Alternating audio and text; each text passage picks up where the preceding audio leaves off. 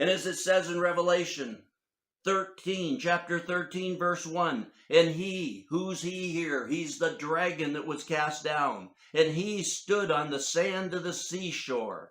And I saw a beast coming up out of the sea. And then we go on chapter 13, verse 16, 17, and 18. And he causes all, the small and the great, and the rich and the poor, and the freemen and the slaves to be given a mark on their right hand or on their forehead. And he provides that no one should be able to buy or to sell except the one who has the mark, either the name of the beast or the number of his name. Here is wisdom.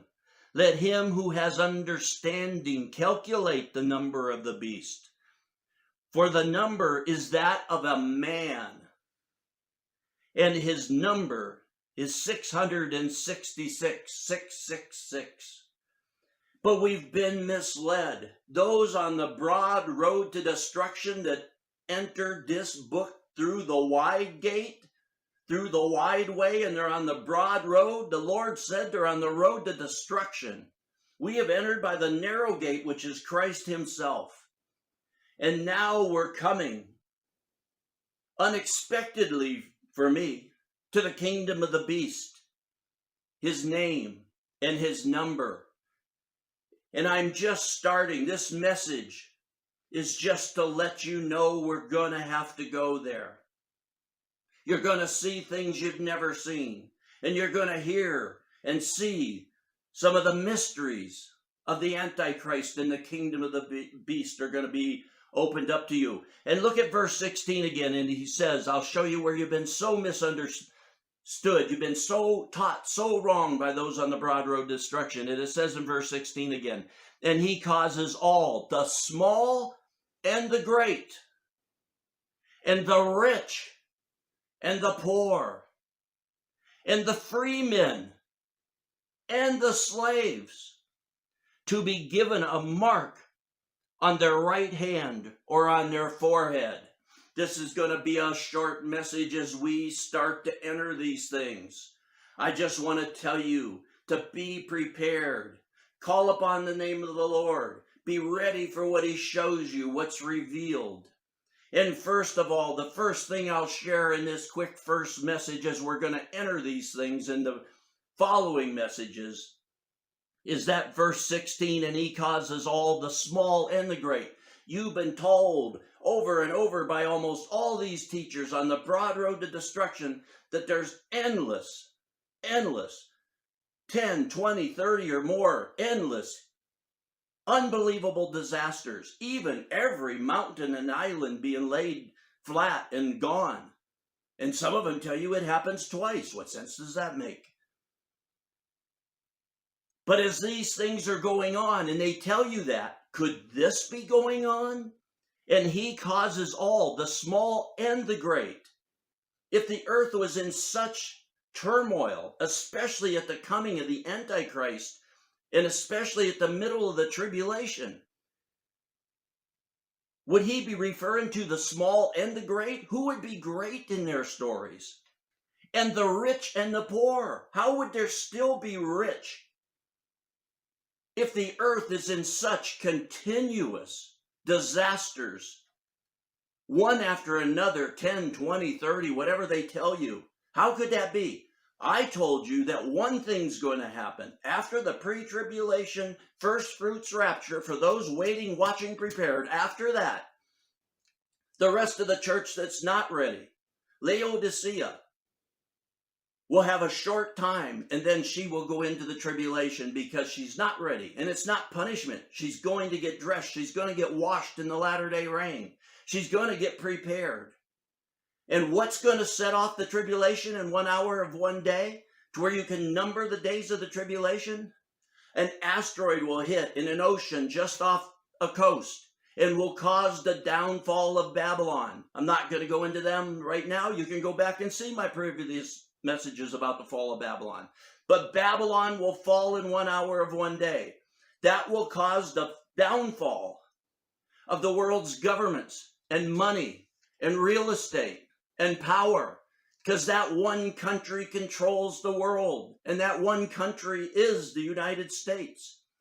And it will fall. The power and influence of that country will fall, and it will cause all of the nations of the earth to mourn and weep because they buy, sell, and trade. Their money's tied up there. It won't be a huge asteroid, or it would wipe out life on Earth. It won't be a small asteroid because it wouldn't get it done. It'll be a moderate-sized asteroid that will bring down the military, the money, the might, the power of Babylon. And then, as Satan has fallen to earth, the kingdom of the beast will rise up, and that's what we're going to be going into. As the kingdom of the beast rises up, as the money and the power and the structure of governments around the world fall, and there will be that 200 million man armies as America falls and the world goes into chaos. Each country will be making massive armies to protect their sovereignty, to protect their water, to protect their food, to protect themselves. And it will cause the death of endless numbers of people on the earth. But life itself will still be able to go on. Because what did it say? The rich and the poor. There's still money out there. There's still people. And especially the kingdom of the beast that will rise up, will promise to be doing good. That's why it says if it was possible, even the elect would be deceived. Because it will seem good. We've had this disaster, like a giant volcano it'll seem. But it's going to be way bigger. And it's upset the earth.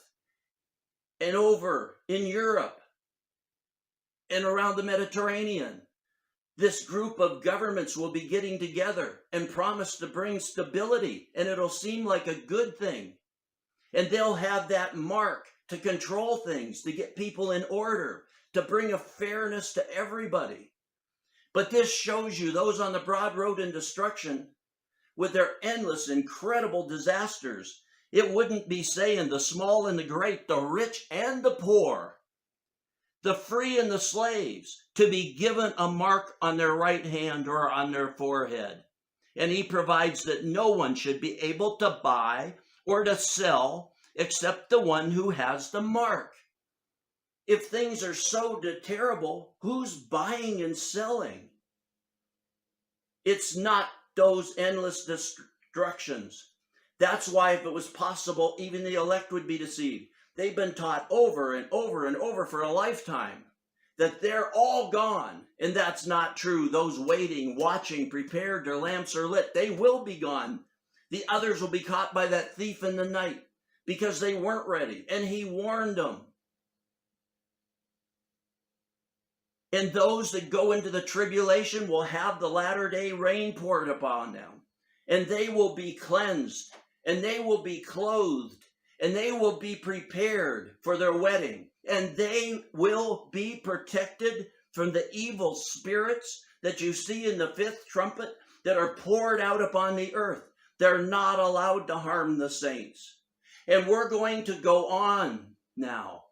In my next message, I'm going to post a previous message that I had because the Lord brought me back to that. And it's so important that you see it. And it's another wonderful revelation. But it's so far back in my messages when the Lord was first taking me through the book of Revelations. And I only made these messages. I was trying to write down all the things he was showing me. And my wife was telling me it's too much. Just record what he told you. Speak it out and record what he told you and make a YouTube channel and just save them there. And that's what I was doing. And one of the messages that I had, he showed me to start with that. My next message, I'm going to bring you that. And then we're going to go into the revelation of the beast, the Antichrist, the false prophet. 666. And what is that number? You're going to find out. It's going to be surprising.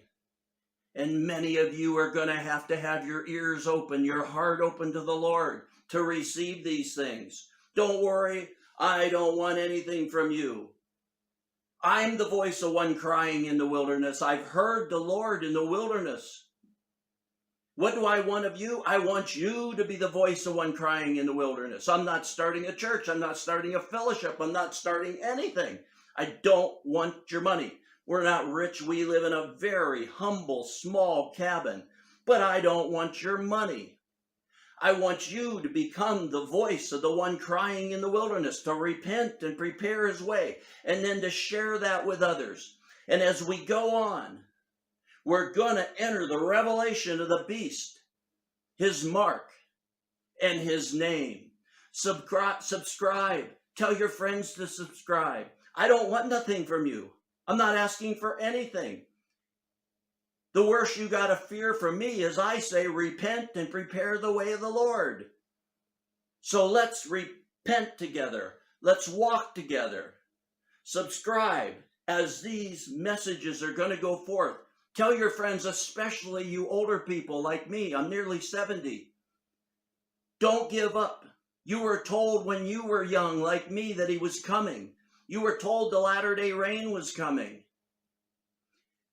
The coming of Elijah is coming.